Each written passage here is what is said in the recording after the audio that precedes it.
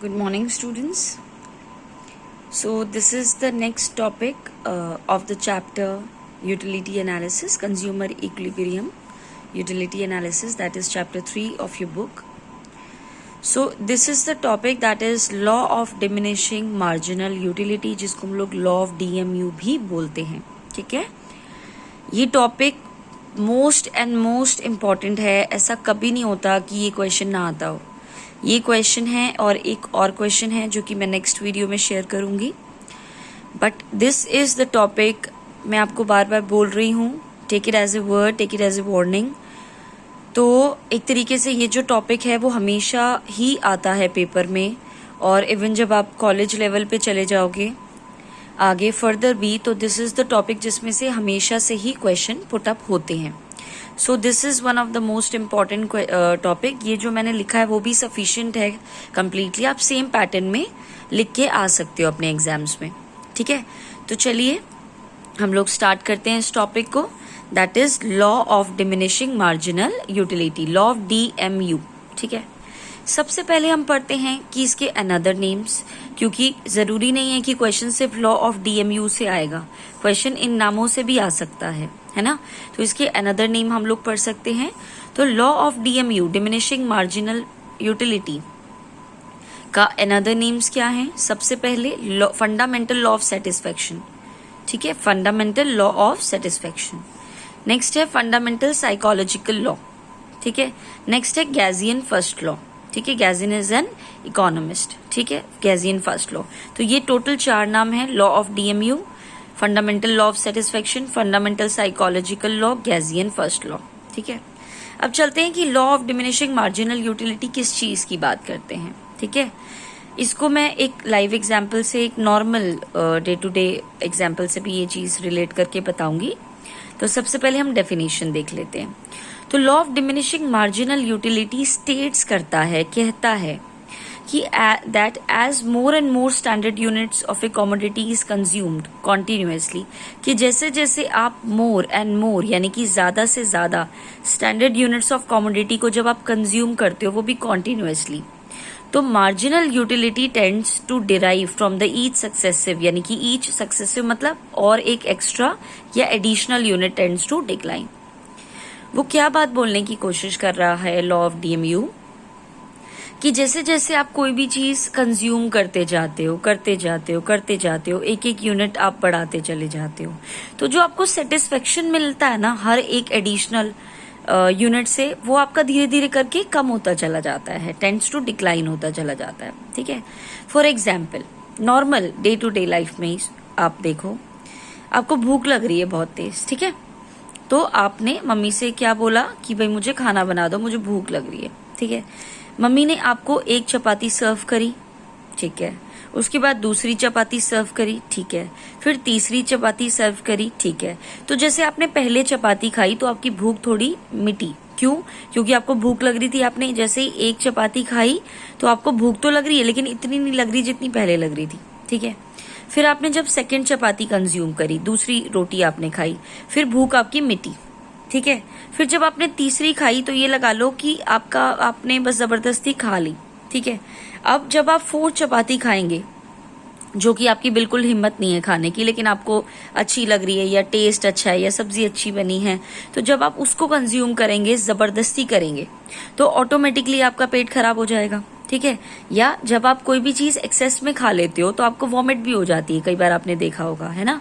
ऐसे केस में इसका मतलब क्या है, यानी कि जैसे आप एक के बाद रोटी को कंज्यूम करते चले जा रहे हो ना, तो ऑटोमेटिकली एक टाइम आएगा जब मम्मी आपको पूछेगी कि बेटा और बना दूं, तो आपको क्या बोलोगे? नहीं नहीं मम्मी, बस मेरा पेट भर गया, और मत देना, है ना. इसका मतलब आपकी सेटिस्फेक्शन कंप्लीट हो चुकी है. अब आप और खाओगे, जबरदस्ती करोगे अपने साथ, तो ऑटोमेटिकली आपका पेट खराब हो जाएगा. ठीक है, अब इसका मतलब क्या है कि जैसे जैसे आपने चपाती कंज्यूम की, as more and more standard unit, यानी कि 1 रोटी या 1 चपाती इज कंज्यूम्ड, जैसे मतलब यूज करी, खाई या पिए, जो भी है, कॉन्टिन्यूस बेसिस पे होना चाहिए ये. तो मार्जिनल यूटिलिटी जो भी डिराइव हो रही है फ्रॉम ईच सक्सेसिव यूनिट, यानी कि 1 from each additional unit of chapati tends to decline. कि जैसे जैसे आप more and more standard units of a commodity को कंज्यूम करते हो कॉन्टिन्यूसली, मार्जिनल यूटिलिटी जो डिराइव होती है हर एक सक्सेसिव या एडिशनल यूनिट से, वो आपकी डिक्लाइन हो जाती है, यानी कि आपको सेटिस्फेक्शन आना कम होता चला जाता है। ठीक है, तो ये डेफिनेशन आपको एज इट इज लिखनी है। अच्छा, नेक्स्ट आ जाता है हमारा कि एक और तरीके से भी हम लोग देख सकते हैं कि जैसे जैसे हम कंज्यूम करते हैं more and more standard units of a commodity, की as we consume more and more standard unit of a commodity, जो इंटेंसिटी होती है ना डिजायर की for commodity tends to decline, कि आपकी जो इंटेंसिटी होती है यानी कि डिजायर यानी कि इच्छा की जो इंटेंसिटी होती है वो आपकी ऑटोमेटिकली क्या हो जाती है, डिक्लाइन हो जाती है। ठीक है, फॉर एग्जाम्पल आपका वॉच लेने का मन था, आपने सोचा कि आपका बर्थडे आ रहा है, आप वॉच खरीदोगे। ठीक है, तो जब बर्थडे आ गया उसके बाद आपने वॉच खरीद ली, तो जब तक आपने वॉच नहीं खरीदी थी, बर्थडे आने से पहले आपने पूरे घर में शोर मचा रखा था कि नहीं मुझे इस बार वॉच चाहिए, वॉच चाहिए, वॉच चाहिए, वॉच चाहिए। इसका मतलब इंटेंसिटी ऑफ डिजायर बहुत ज्यादा थी आपकी।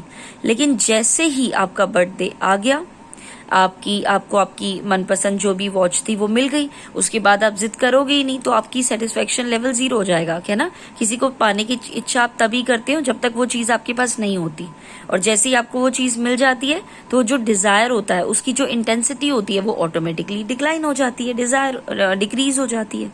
ठीक है, तो this is also important, as we consume more and more standard units of a commodity, intensity of desire for commodity tends to decrease या डिक्लाइन। ठीक है, चलिए अब नेक्स्ट चीज आ जाती है अजम्पशंस, कि क्या क्या अजम्पशन है, क्योंकि ये एक लॉ है और लॉ हमेशा अजम्पशंस पे चलते हैं मोस्ट प्रोबेबली, है ना।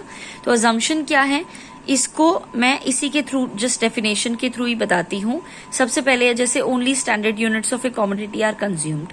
स्टैंडर्ड यूनिट का मतलब क्या है, जैसे फॉर एग्जाम्पल आप खाना खा रहे हो और आपका दोस्त आ गया। ठीक है, तो अगर आपका दोस्त ये बोल रहा है कि भाई मुझे बहुत तेज भूख लग रही है, एक गिराई खिलाना, ठीक है, या एक बाइट वो आपसे मांग रहा है चपाती की, ठीक है, तो उसको हम लोग स्टैंडर्ड यूनिट नहीं बोलेंगे।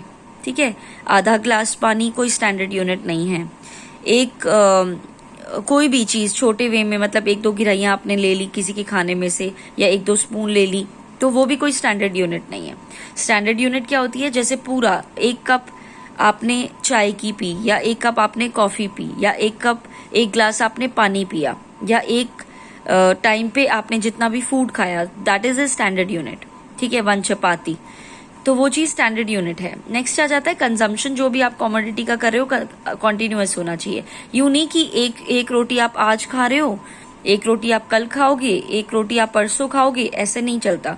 अगर कंजम्पशन कॉन्टिन्यूअस है, मतलब अभी लंच के ही टाइम में या ब्रेकफास्ट के टाइम में आपने एट 1 गो कितनी रोटी खाई हैं, या आपने कितनी चपातीज कंज्यूम करी हैं, या कुछ भी आपने खाया लेकिन एक ही गो में खाया है, तो consumption of a commodity continuous होना चाहिए। यानी कि लंच के ही टाइम में आप एक के बाद कितनी रोटी खा रहे हो, ना कि आज कल परसों का। ठीक है, तो 2 चीजें अजम्पशन है। पहली बात, standard unit of a commodity are consumed. Next है consumption of commodity is continuous. तो देखो, ये दोनों ही चीजें अजम्पशन आपको आपकी डेफिनेशन में मिलेंगी। पहली चीज ये रही, पहली अजम्पशन ये रही कि as more and more standard units of a commodity are consumed. Next assumption है कि कंजम्पशन कैसा होना चाहिए, कंज्यूम्ड कॉन्टिन्यूअसली। तो इस डेफिनेशन में ही आपकी दोनों आ गई assumption की standard units and consumed continuously. ठीक है, नेक्स्ट आ जाता है शेड्यूल इसका। तो यूनिट्स हम लोग करते हैं यहाँ पे, फॉर एग्जाम्पल आपने 1 रोटी खाई, 2nd यूनिट कंज्यूम की, 3rd कंज्यूम की, 4th कंज्यूम की, 5 कंज्यूम की, 6 कंज्यूम करी। जब आपने पहली चपाती खाई तो आपको सेटिस्फेक्शन मिला 8 यूटिल्स का। ठीक है, फिर आपने दूसरी चपाती खाई, सेटिस्फेक्शन कम हुआ, यानी कि 6 यूटिल्स का। फिर आपने तीसरी चपाती खाई तो और सेटिस्फेक्शन कम हो गया, यानी कि और भूख आपकी खत्म होती गई। फिर आपने ये 4th कंज्यूम करी, फिर आपको बस 2 ही यूटिल्स का एक तरीके से सेटिस्फेक्शन हुआ। 5th में बिल्कुल 0 हो गया कि बस अब आप 5 चपाती आपने लास्ट खा ली, अब आप इससे ज्यादा नहीं खा सकते, 5वीं रोटी आप नहीं खा सकते, कोई सेटिस्फेक्शन नहीं दे रही वो आपको। उसके बाद भी अगर आपने जबरदस्ती करी, आपको टेस्टी लगी, ठीक है, तो अपनी भूख को ना देकर के, टेस्ट को देकर के अगर आपने एक और खा भी ली, तो जबरदस्ती करोगे आप तो ऑटोमेटिकली वॉमिट हो जाएगी, जो खाया है वो भी बाहर निकल जाएगा। ठीक है, यानी कि माइनस, तो -2, यानी कि जो खाया है वो भी बाहर निकल गया, एक तरीके से वॉमिट हो गया, पेट खराब हो गया। पेट खराब होना, वॉमिट होना इज ए माइनस, ये समझ के चलो, तो -2 हो गया। ठीक है, तो जैसे जैसे आप यूनिट्स 1 2 3 4 5 6 है, सिंपल सी है, पहले कम करो, फिर 0 कर दो, फिर डिक्लाइन कर दो। तो यानी कि यहां तक MU डिक्लाइन हो रहा है, बट पॉजिटिव है। पॉजिटिव मतलब ये देखो, प्लस का 8, प्लस का 6, प्लस का 4, प्लस का 2 है, लेकिन यहाँ पे तो माइनस हो गया, बट क्या है, पॉजिटिव है। यहाँ पे तो ये है ही 0, और यहाँ पे क्या हो जाता है, नेगेटिव। ये लिख के नहीं आना, ये सिर्फ समझाने के लिए बता रही हूँ। ठीक है, लिख के क्या आना है, बस ये टेबल, ये बस इतनी सी चीज नहीं लिख के आनी, इतनी सी चीज। ठीक है, ये नहीं लिख के आना आपको, बाकी सब लिख के आना। ठीक है, ये सब समझाने के लिए बता रही हूँ। ठीक है, तो जैसे जैसे अब वही वाली डेफिनेशन हो गई कि as we consume more and more standard units, as we consume more and more, 1 के बाद 2, 2 के बाद 3, 3 के पास 4, तो as we consume more and more units of the commodity continuously, marginal utility tends to decline होती चली जा रही है। हो गया क्लियर? अब डेफिनेशन, अब डायग्रामेटिक प्रेजेंटेशन करते हैं। जैसे कि मैंने आपको कल भी बताया था, x axis y axis 0, MUX यहाँ पे दिखाएंगे, कंजम्पशन ऑफ कमोडिटी यूनिट्स में दिखाएंगे आप यहाँ पर, यूनिट्स में। ठीक है, क्योंकि यहाँ पे हम यूनिट्स में लिखते हैं, राइट। तो जैसे जैसे देखो, जैसे आपने 1 खाई तो MU आपकी ज्यादा थी, फिर आपने एक और खाई, फिर कम हो गई, कम हो गई, 0 हो गई, और फिर नेगेटिव हो गई। तो इसको किस तरीके से दिखाएंगे, ये देखिए, पहले 8 थी, फिर 6 थी, फिर 4 थी, डिक्लाइन होती चली जा रही है। एक पॉइंट पे ये 0 हो जाती है, ये देखिए, एक पॉइंट पे ये 0 हो जाती है, और ये 0 है ना। और उसके बाद अगर आपने और एडिशन किया तो ये माइनस में हो जाएगी, और माइनस हमेशा नीचे होता है ना। ये आपने मैथ्स में भी पढ़ा हुआ है कि अगर फॉर एग्जाम्पल, ये मैथ्स में आपने पढ़ा हुआ है कि कोई चीज अगर ऊपर है तो वो पॉजिटिव है, नीचे जाते ही वो -1 -2 हो जाती है ना, तो वो यहाँ पे -2 हो जाएगा। तो ये डायग्राम किसका है, आपका MU, और यहाँ पे क्योंकि कमोडिटी मैंने x लिया तो x लगाएंगे। ठीक है, यहाँ पे MU पॉजिटिव है, यहाँ पे MU 0 है, और यहाँ पे MU नेगेटिव है। ठीक है, क्लियर है यहाँ पर? ठीक है, तो जैसे जैसे आप कमोडिटी का कंज्यूम करते चले जाएंगे, मार्जिनल पहले कम होगी, फिर 0 होगी, और फिर डिक्लाइन हो जाएगी। क्लियर है ये बात आपको? ठीक है, अब देखिए, अब ये जो ये चीज होती है ना, जब ये नेगेटिव हो गया है ना, ये नेगेटिव हो गया ना यहाँ पर, तो थोड़ा सा मैं शेड कर देती हूँ। ठीक है, नेगेटिव हो गया, तो जो नेगेटिव एरिया होता है उसको हम लोग जोन ऑफ डिससेटिस्फेक्शन बोलते हैं। क्या बोलते हैं? Zone of dissatisfaction. Negative area को, यानी कि इस वाले नेगेटिव एरिया को, ये मान के चलो, इसको हम लोग क्या बोल के चलते हैं, जोन ऑफ डिससेटिस्फेक्शन। यानी कि यहाँ पे आप डिससेटिस्फाई हो, आपने खाना तो खा लिया बट आपका पेट खराब हो गया, तो ऑटोमेटिकली डिससेटिस्फेक्शन हो गया, जोन ऑफ डिससेटिस्फेक्शन। तो माइनस वाली चीज को ही जोन ऑफ डिससेटिस्फेक्शन बोलते हैं। नेक्स्ट आ जाता है लॉ ऑफ DMU, किस पे अप्लाई नहीं होता, क्योंकि लॉ ऑफ DMU तो ये बोलता है कि जैसे जैसे आप चीजों को कंज्यूम करोगे, मार्जिनल यूटिलिटी या सेटिस्फेक्शन डिक्लाइन ही होगा। लेकिन ऐसी कौन सी चीजें हैं जहां पे लॉ ऑफ DMU फेल हो जाता है या अप्लाई नहीं होता? तो सबसे पहले अल्कोहलिक ड्रिंक्स के लिए। ठीक है, तो जितने भी लोग ड्रिंकिंग वगैरह करते हैं तो उनको ऐसा चाहिए नहीं होता, वो जितना ज्यादा पीते हैं उनको उतना ही एक तरीके से नशा वगैरह हो जाता है, या सेम एज विथ स्मोकर्स। तो ये लोग ज्यादा से ज्यादा अगर स्मोक करते हैं तो भी उनको ये होता है कि हाँ, हमें और ड्रिंक करनी है, हमें और स्मोकिंग करनी है। तो ये जितना ज्यादा पियेंगे या जितना ज्यादा स्मोक करेंगे, उनका सेटिस्फेक्शन लेवल बढ़ता ही है, कम नहीं होता। ठीक है, तो ये चीज हो जाती है। सेम एज विद म्यूजिक चाहे तो पर्सन पूरे दिन भी सुन सकता है, वो कभी बोर नहीं होगा, क्योंकि म्यूजिक में इतनी पावर होती है कि वो कभी इंसान को बोर नहीं होने देता। तो म्यूजिक से हमेशा लोगों को सेटिस्फेक्शन मिलता है, डिससेटिस्फेक्शन नहीं। नेक्स्ट है आपके हॉबीज। फॉर एग्जाम्पल, आपको गिटार बजाना पसंद है, ठीक है, आप दिन में 10 बार गिटार बजा चुके हो लेकिन स्टिल आपको पसंद है, आपकी हॉबी है गिटार बजाना, तो वहां पे भी आपको कभी भी डिससेटिस्फेक्शन नहीं होगा, आप बोर नहीं होगे।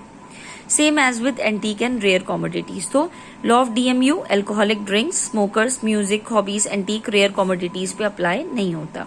ठीक है, तो लास्ट है आपका कि MU पहले डिक्लाइन होगा बट पॉजिटिव रहेगा और देन आपका 0 हो जाएगा और फिर नेगेटिव।